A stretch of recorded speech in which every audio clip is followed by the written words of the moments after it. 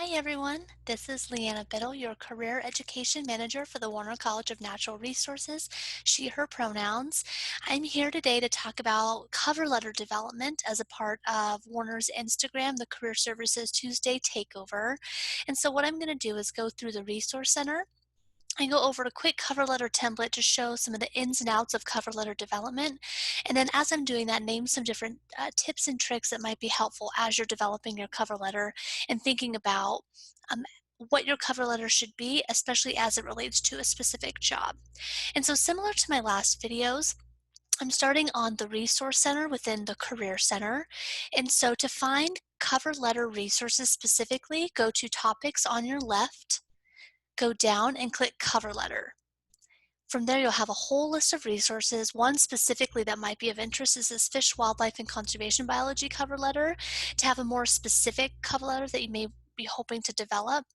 But some that I'm going to name today that might be most helpful is down below this cover letter guide, and then the how to evaluate your cover letter, which is Warner specific. And so it was created with the Warner College tagline, if you will.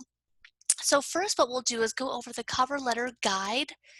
So if you click in here, you'll first see the second page, and as you go down, you'll see the front. So this is a great resource because it actually shows you the ins and outs of a cover letter. And so what I'm going to do is actually go from the top down and talk through some of the different sections, and again, how you can be strategic in developing your cover letter, and also think about you, your interests, your passion, your excitement for the role you may be applying to, and how you can make it specific to that role. So at the very top, similar to your resume, you're going to have your header. And so typically your header, as I've stated in past, has your name, it has your email, phone number, potentially your LinkedIn account if you have a LinkedIn, your address as well, city, area, optional. But again, it's going to be that space at the top, and it's going to be identical to your resume. And so the goal with your application materials is to have a header that is consistent throughout. Right down below, they're calling it let's see, the heading, there we go. Heading, not salutation, we're not there yet. The heading, and so this is going to be essentially who you're addressing your cover letter to. And so you have date at the top. You have, again, the person that you're addressing it to. If you don't know the exact person, it could just be the organization. It could be a selection committee. Do your best to find a contact for that specific position, but if you don't have it, that's okay too.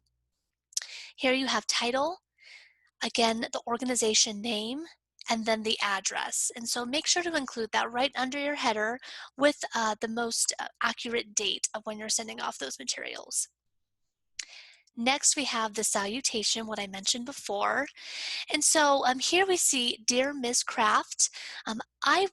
Preference is to not assume gender identity. I would put dear first and last name, or it could be the highest title if you know that person is a doctor, for example.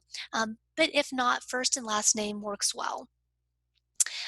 If you can, either have a person who you can address the letter to, or like I mentioned before, it could be selection committee, it could be hiring manager, a more general term, but again, having it addressed to someone who works within the organization. Going down, this cover letter specifically as an example has 3 different sections. And so you'll see there's an opening section, a middle section, and a close section. And so the opening is a time to express your interest in the role itself. And so I do like this first line. I'd like to express my interest in the Career Center Student Ambassador position at Colorado State University. It shows interest, it names the position, and it also names the organization as a whole. Here, this individual included the experience they had within a guest service type role or multiple roles as it relates to the job itself. And so you could include that as an interest point or connection. I've also seen if you were referred by someone to this position, you could include their name as well. It might be that way of making a connection for the hiring manager or the selection committee. And then from there on this right side, it says jump right in with your qualifications. So again, thinking about how you yourself would look within that role. What are your passions? What are your interests? And really showing that within the opening paragraph to bring in the employer or individuals who are looking at your cover letter. And going down, here you see bullet points. That doesn't always have to be the case. You could do bullet points and you can also do it in paragraph form. I've also seen 4 paragraphs in a cover letter. So here we have 2, which talks about potentially some different involvements this individual had, some of the different skills that they gained. I also want to acknowledge if you're hoping to separate out academics versus potential work or professional experience, you can do that as well. And so, no, it doesn't have to be just 1 paragraph, but it could be multiple paragraphs where you're hoping to show some of those skills that you gained and how those connect with the role itself. On this right side, it says include specific results or outcomes for each skill. And so, how did you gain communication skills, for example? How did you gain collaborative skills?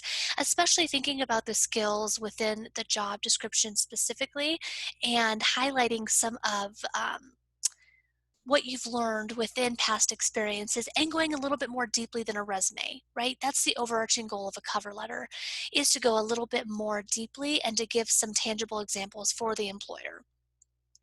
Here, very similar list: successes, promotions, awards, all of the above within this space.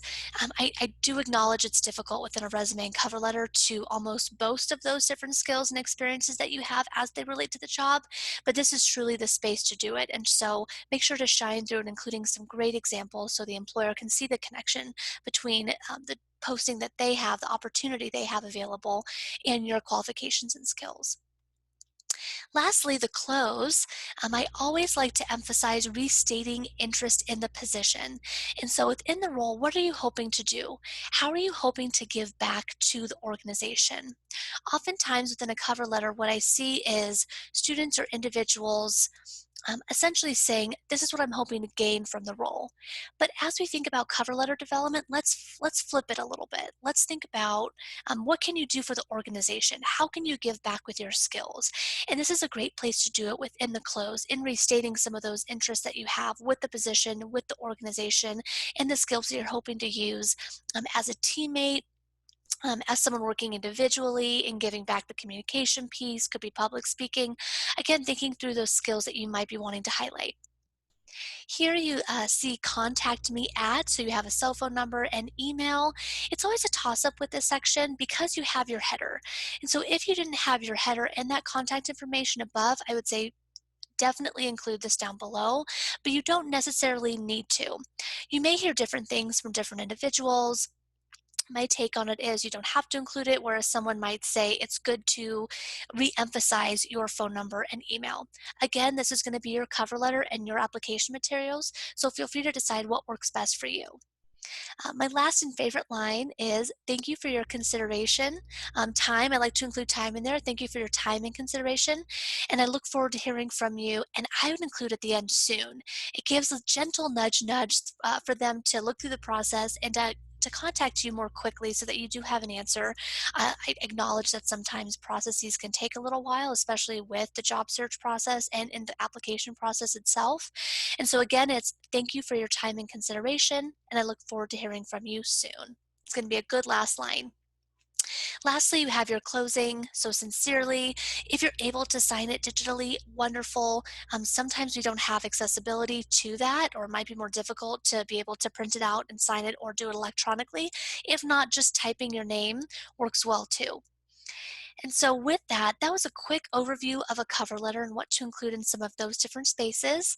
I do want to acknowledge one question that was asked through Instagram from Kay Shadwell. How do you make writing cover letters as fast as possible? That is an amazing question because I often get that from students who are wondering, okay, if I'm applying to 5 jobs, that's 5 different cover letters, what do I do? So what I would do is recommend creating a cover letter template. And so within that template, you can have some of those key phrases that you'll be using throughout every cover letter, but just think about the difference in skill. So maybe take out some of the examples you have, take out the exact skills, because it may change based off the job. And so for example, what you could do is in the template, you just have a space held for the a heading at the top, and so the contact information of those who were at the organization.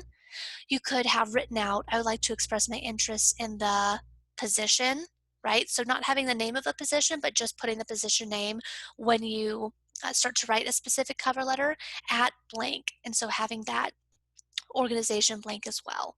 You may have a key line, especially in the opening, that really encompasses your overarching goals and aspirations as they relate to the jobs you're applying to. The jobs might be similar in nature. And so, again, this is going to be up to you of deciding what fits well within your cover letter and in your resume as it relates to a specific job.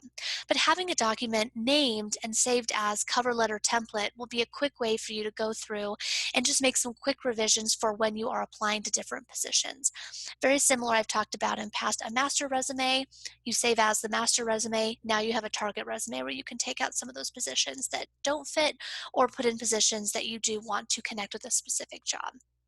So that is a tip and trick as you go through and think about your cover letter specifically. Here within the Resource Center, I did mention the how to evaluate your cover letter. And so what you can do, clicking through View Document, again, this is Warner specific. So as you go through, and if you're wondering, you want to make sure you have all of the different pieces of the puzzle, if you will, in terms of your cover letter. This is a checklist. And so you can go through and make sure that you have all these bits and pieces when it comes to the header, heading and salutation, the opening paragraph, middle paragraph, closing paragraph, and of course formatting tips of how, again, it could look as it is connected with your resume in some way, shape, or form.